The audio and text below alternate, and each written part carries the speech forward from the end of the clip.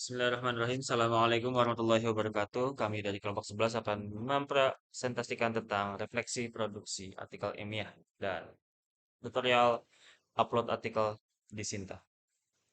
Baik, dari anggota kelompoknya adalah Nizami Ramdan Al-Raudi dengan NIM 127050106 dan Onyxa Safa Putri Wibowo 1227050107.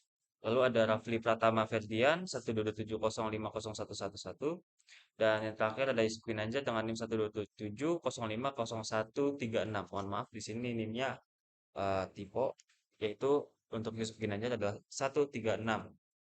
Baik, yang pertama silakan kepada materi. Materi yang pertama yaitu refleksi.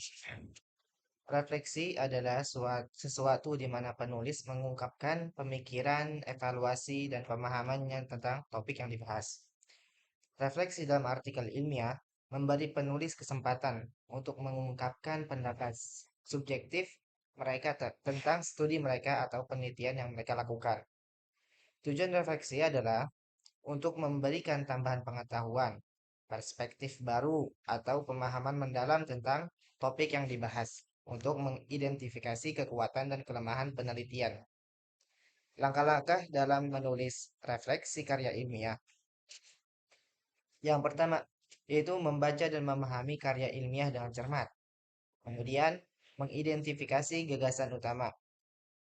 Selanjutnya, evaluasi dan penilaian. Tinjau kritis karya ilmiah tersebut dengan mempertimbangkan kekuatan dan kelemahan argumen, keabsahan metode, konsistensi dengan peneliti lain, atau potensi implikasi praktis atau teoritisnya. Selanjutnya yaitu hubungkan dengan penelitian terdahulu dengan mengidentifikasi kesamaan, perbedaan, atau hubungan antara karya tersebut dengan literatur yang ada. Selanjutnya itu refleksi pribadi dengan memberikan pemikiran atau pendapat pribadi Anda tentang karya ilmiah tersebut.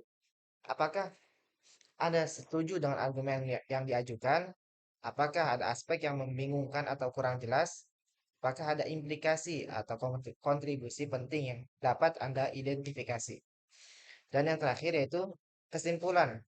Buatlah kesimpulan tentang karya ilmiah yang Anda refleksikan, baik dalam hal kekuatan, kelemahan, atau kontribusinya terhadap penelitian atau bidang studi tertentu. Sekian dari saya kembalikan kepada moderator. Baik, untuk eh, materi reproduksi pada pemateri, saya persilakan. Ya, terima kasih kepada moderator yang telah memberikan kesempatan saya untuk mempresentasikan apa itu reproduksi. Di sini reproduksi artikel ilmiah merupakan suatu bentuk penulisan ulang, suatu bentuk tulisan artikel ilmiah yang telah ada sebelumnya. Tujuan dari karya ini adalah untuk merefleksikan karya ilmiah agar nantinya dapat tercipta artikel ilmiah yang baru yang lebih baik. Dan untuk tujuan artikel ilmiah adalah untuk memungkinkan pembaca melihat lebih dalam ke penelitian yang telah dilakukan, serta mengidentifikasi kelebihan, kelemahan, dan relevasinya.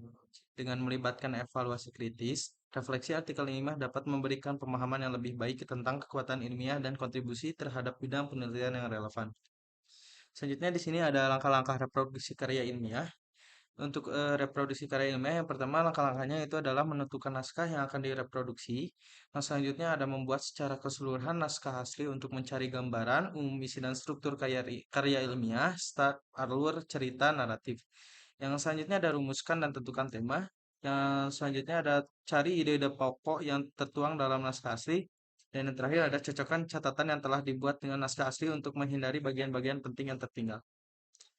Nah, untuk selanjutnya saya kembalikan kepada moderator. Terima kasih. Selanjutnya adalah pengertian ikhtisar, ringkasan, dan sinopsis yang dibahas oleh saya sendiri. Untuk perbedaannya dapat kita saksikan dulu. Yang pertama dari definisinya. Ikhtisar yaitu menyajikan suatu karangan yang panjang dalam bentuk ringkas, bertolak dari naskah asli, tapi tidak mempertahankan urutan. Tidak menyajikan keseluruhan isi langsung kepada inti bahasan yang terkait dengan masalah yang hendak dipecahkan. Ikhtisar ini memerlukan ilustrasi untuk menjelaskan inti persoalan. Lalu yang selanjutnya ada ringkasan. Ringkasan ini atau bisa disebut dengan tesis, merupakan cara yang efektif untuk menyajikan suatu tulisan yang panjang dalam bentuk singkat dan padat. Kata presis sebenarnya berarti memotong atau memangkas. Karena itu, membuat ringkasan dari tulisan yang panjang dapat diumpamakan seperti ringkasan sebatang pohon hingga setinggal batang, cabang-cabang dan ranting yang terpenting beserta daun-daun yang diperlukan. Dengan demikian, yang dipertahankan hanya esensi pohonnya saja. Lalu ada sinopsis. Sinopsis adalah rangkuman ataupun garis besar sebuah naskah yang menggambarkan isi dari sebuah film atau buku yang dilakukan secara konkret maupun secara abstrak. Sedangkan menurut Samhes Setiawan, sinopsis merupakan ringkasan suatu karya atau gagasan ide yang ditulis dalam bentuk narasi.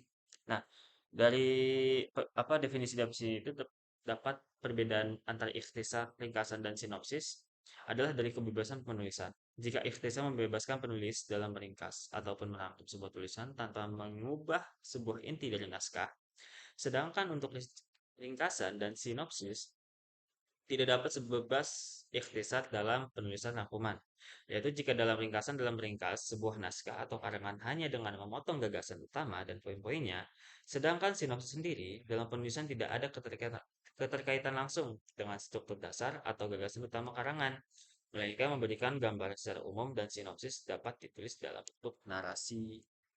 Oke, untuk selanjutnya adalah bagaimana caranya ahli warna skripsi menjadi artikel jurnal kepada pemateri. Saya siap. Baik, terima kasih kepada moderator. Selanjutnya adalah alih warna skripsi menjadi artikel jurnal.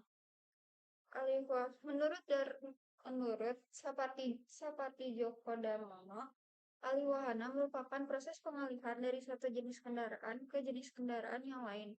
Kendaraan yang dimaksud adalah suatu karya seni yang dapat mengalihkan sesuatu dari satu tempat ke tempat yang lain. Wahana diartikan juga sebagai medium yang dipergunakan untuk mengungkapkan, mencapai, atau memamerkan gagasan atau perasaan. Jadi, dapat disimpulkan bahwa wahana merupakan kegiatan pemindahan atau pengubahan suatu bentuk karya ke dalam bentuk karya lain yang digunakan untuk mengungkapkan gagasan. Berikutnya adalah tata cara merubah skripsi menjadi artikel jurnal ilmiah. Yang pertama, judul.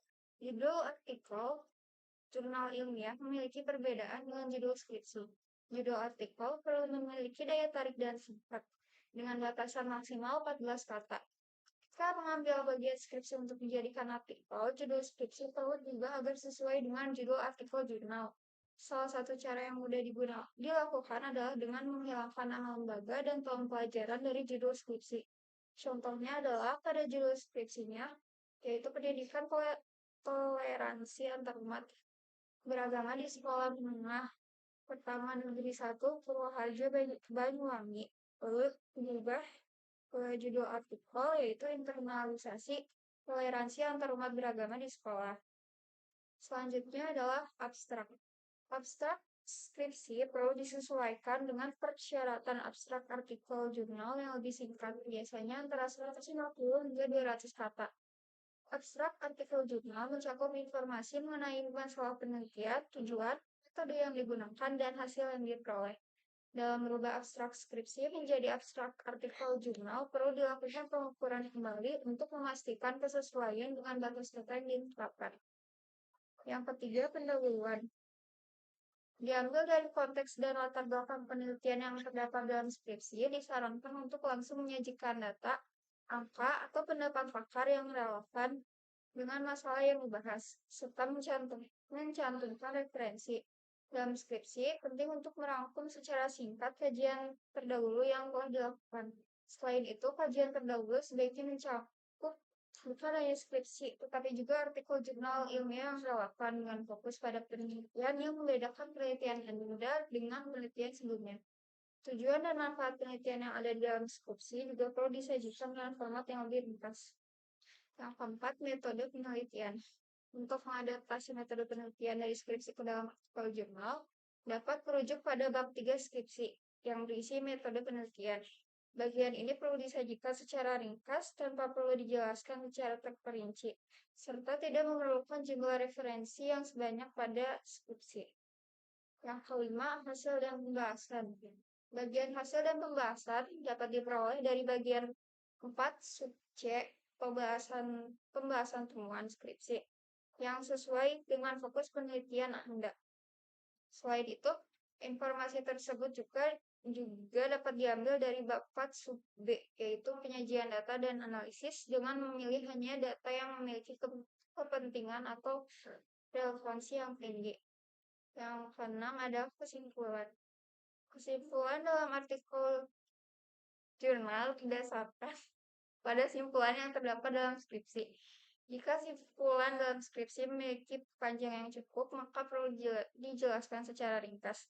Jika struktur artikel meminta adanya saran, maka dapat mengambil saran-saran yang ada dalam skripsi dan merangkainya dengan redaksi yang singkat. Yang terakhir adalah daftar pustaka. Daftar referensi dalam artikel jurnal diambil dari skripsi, namun hanya mencakup bagian yang dikutip dan digunakan sebagai referensi dalam isi artikel tersebut. Disarankan agar daftar referensi terdiri